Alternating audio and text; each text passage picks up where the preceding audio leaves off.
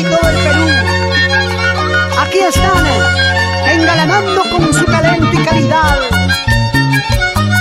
nuestro marco musical Dulce Corazón de Cilindre, con la voz incomparable de Lucía Villanueva Minaya, tu engreída.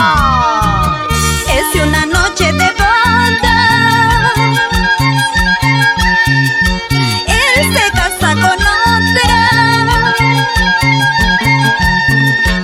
largos pasos nupciales, seguro yo bailaré. En esta noche tu boda, no tengas pena por mí,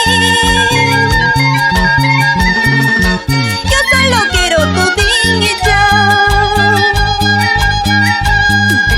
a cambio seré feliz.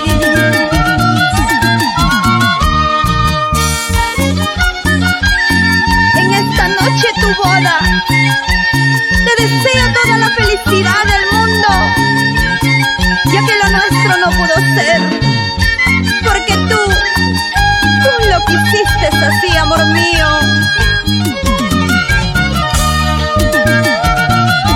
¡Vamos ahora, Lucía! Iré temprano a la iglesia a rezar tu felicidad, en la presencia de todos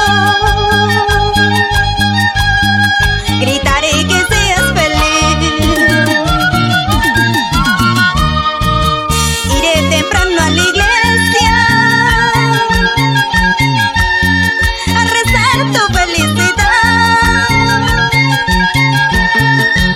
en la presencia de todos gritaré que seas feliz. Vanidad, orgullo, oh buena maldita vanidad, por tu culpa vanidad, él se ha casado con otra.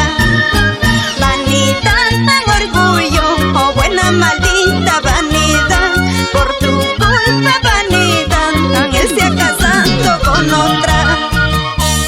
Ahora sí bailamos al estilo de Lucía Villanueva Minaya, tu engreída, y Dulce Corazón de Cilindre, para la dupla genial de todos los tiempos, mis grandes amigos Ever Cotrina y el osito Barney.